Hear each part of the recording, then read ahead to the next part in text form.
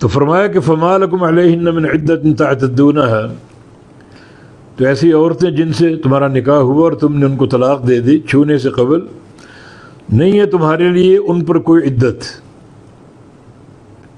اب ان کی عدت نہیں ہے کوئی بھی۔ تعتدون جس کو تم شمار کرو، یعنی عورت کی عدت جو ہے وہ 3 طرح کی ہے۔ یعنی طلاق کی عدت، اس کی 2 صورتیں ہیں۔ ایک یہ کہ اگر اس کو حیض آتا ہے، ماہواری اس کی قائم ہے، تو اس کی عدت 3 حیض ہے،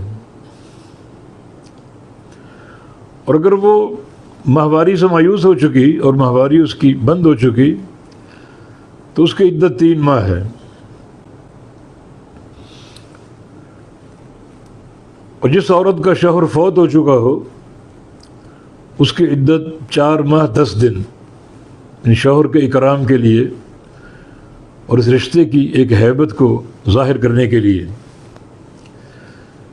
لیکن یہ صورت جو ہے یہ مستثنیٰ ہے۔ اگر آپ نے نکاح کیا اور جمع کے بغیر عورت کو طلاق دے دی تو اس کی کوئی عدت نہیں ہے، اس کی کوئی عدت نہیں ہے، کیونکہ عدت کے مقاصد میں سے ایک مقصد استبراء رحم ہے۔ اگر عورت سے خلوت ہو چکی ہو تو پتہ نہیں رحم کی کیا صورت ہے، حمل قرار پایا یا نہیں پایا، تو جب تک حمل کی صورت واضح نہ ہو بات آگے نہیں چل سکتی، یا تو عدت مشروع قرار دی گئی۔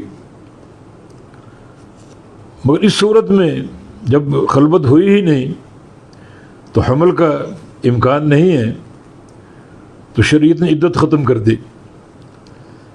عدت ہوتی استبراء رحم کے لیے، رحم کی صورتحال چیک کرنے کے لیے، اور یا تو خلوت ہوئی ہی نہیں تو پھر عدت بھی نہیں ہوگی۔ ہاں فمتعوہن، ان کو ساز و سامان دو کچھ اس صورت میں۔ اس کی بھی 2 صورتیں ہیں۔ جب نکاح ہوا تو حق مہر مقرر کیا یا نہیں کیا؟ حق مہر اگر مقرر کیا ہے تو آدھا دینا پڑے گا۔ اگر جمعہ سے قبل طلاق دے دی تو آدھا حق مہر دینا پڑے گا، اور حق مہر کو مقرر نہیں کیا تو اس کو پھر ساز و سامان دے کر رخصت کرو۔ یعنی حق مہر اگر آدھا دو اور فمتعوہن کچھ ساز و سامان بھی دو، مثلا کپڑے ہیں کم از کم جو جوڑا اس کے لیے سلوایا، یا اس کو ایک عطیے کے طور پر دو، یا اور جو ساز و سامان دینا چاہو، یہ آپ کی طاقت پر ہے۔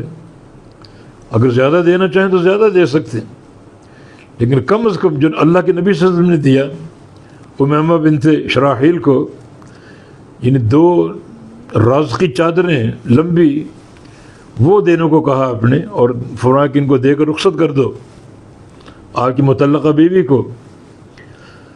تو متعوہن، ان کو کچھ ساز و سامان دو، کچھ سامان دو ان کو۔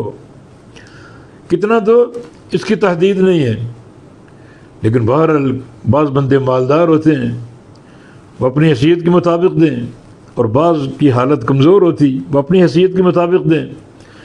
مگر سیرت صیغہ امر کہ یہ یعنی ضرور دو، ساز و سامان دو۔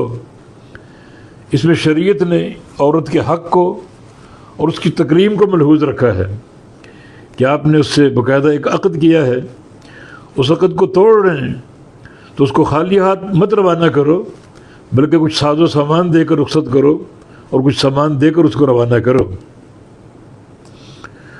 اور وَسَرِّحُوهُنَّ سَرَاحًا جَمِيلًا، اور ان کو چھوڑ دو اچھے طریقے سے، اچھے طریقے سے چھوڑنا۔